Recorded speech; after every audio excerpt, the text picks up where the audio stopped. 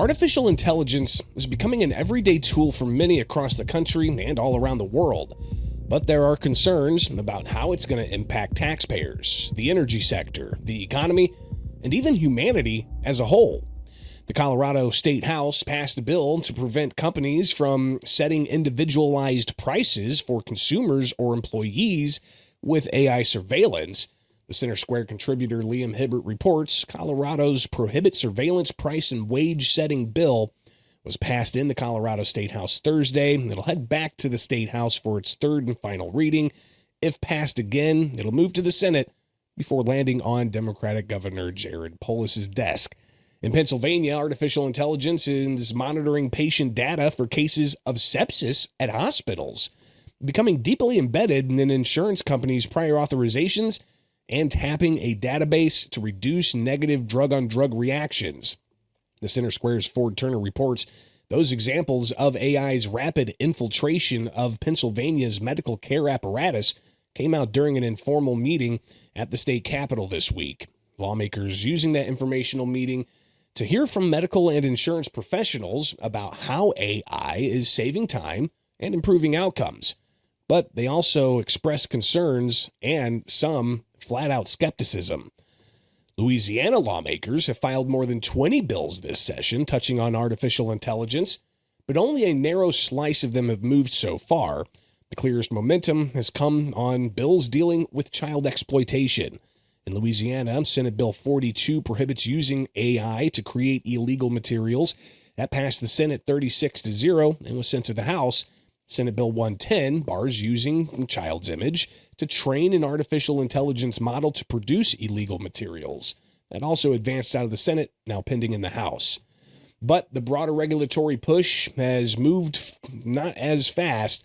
State Representative Josh Carlson telling the Center Square the efforts to regulate it further have run into familiar resistance from business groups that are wary about state-by-state regulations.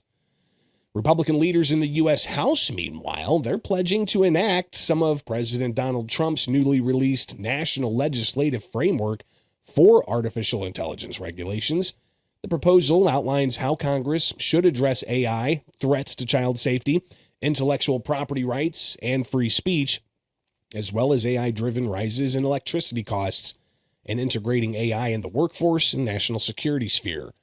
But in Texas, Republicans expressing opposition to that plan to expand artificial intelligence and data centers to support it. All of this looking at possible rural communities. Now, data centers require large acreage and a large volume of water, plus increased electricity usage.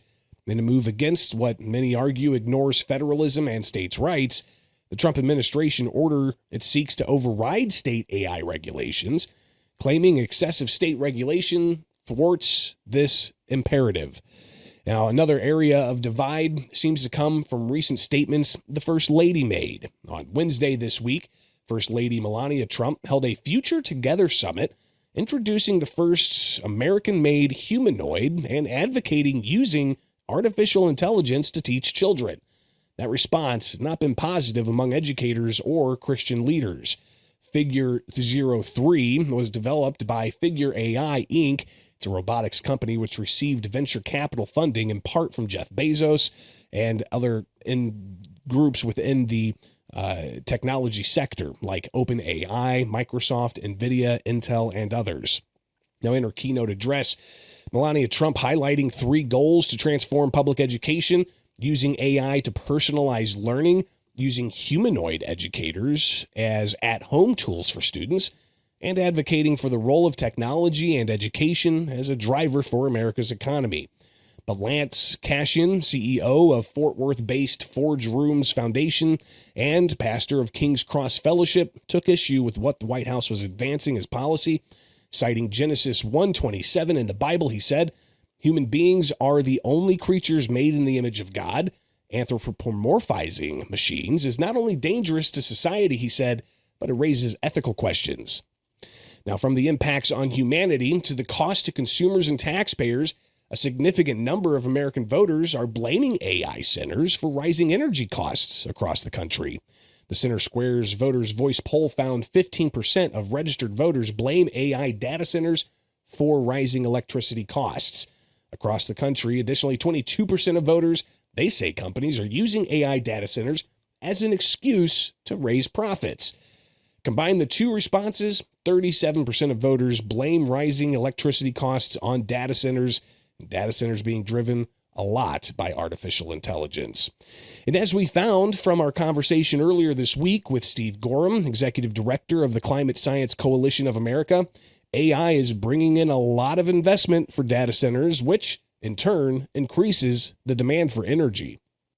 This year, 2026, we have the big tech companies, Amazon, Microsoft, Google, Meta, and Oracle, that are spending $650 billion combined on data centers. And this is a number that's bigger than the individual gross domestic product of 168 nations on Earth. A good recommendation for states is to have these data center people build their own power plant instead of trying to take power from the grid. So this has now revolutionized the power system in the United States. It's the biggest thing, and it was unforeseen up until 3 years ago. Now, how that energy demand will ultimately impact taxpayers, ratepayers, and natural resources, it's expected to be a point of continued concern for both policymakers and consumers.